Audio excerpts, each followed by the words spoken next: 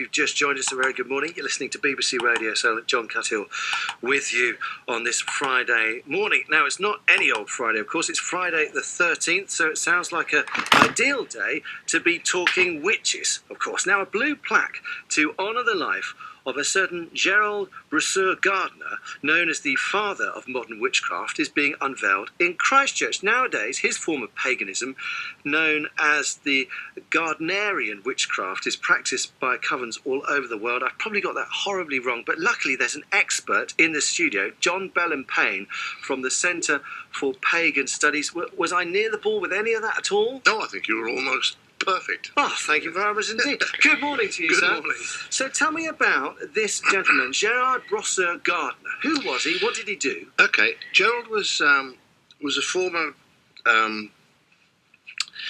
British civil servant that worked out in the Far East, and while he was there, he developed an interest in things esoterical. When he came back to this country in 1939, he moved into a house, which is the house that we're putting the blue plaque on today in Highcliffe.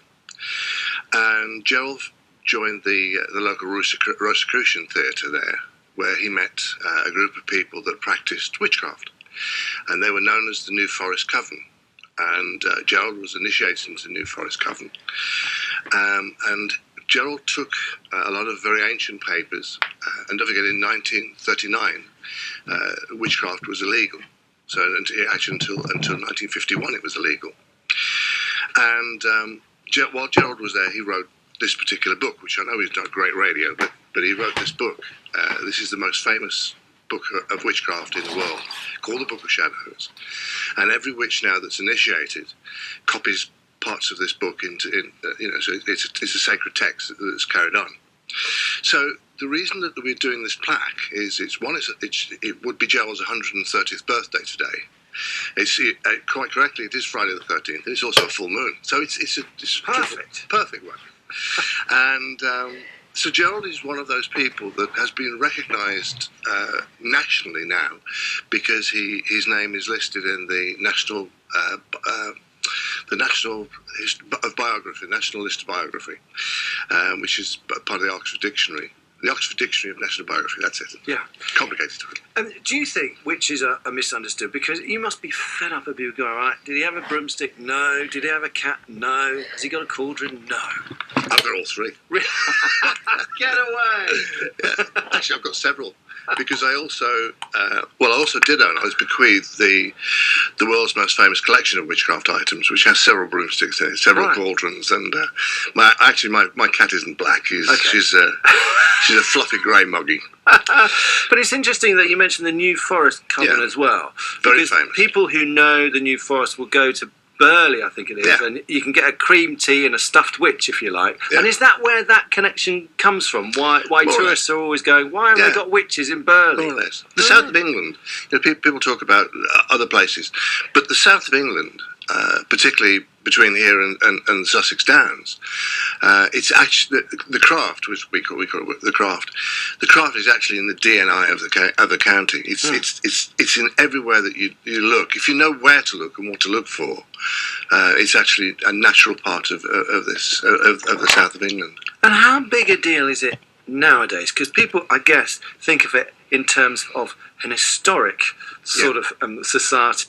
And as you said, it was illegal until the 1950s in this country. Yeah. How big a deal is it nowadays? It's enormous. I've just come back from doing a series of talks in Florida and New Orleans, and we had one particular weekend at Lake Placid where the whole weekend was just dedicated to followers of Gerald Gardner, and like Christ, he wasn't a Christian, but his followers became Christians. And with Gerald Gardner was like me. He was initiated into a traditional form of witchcraft, but his followers became Gardnerians. So, and this Gardnerian movement in America especially is enormous. I think probably brought about by Bewitched originally, and then the various TV programs and stuff. It became very popular. And finally, as far as having a plaque to mark the spot in Highcliffe, how big a deal is that?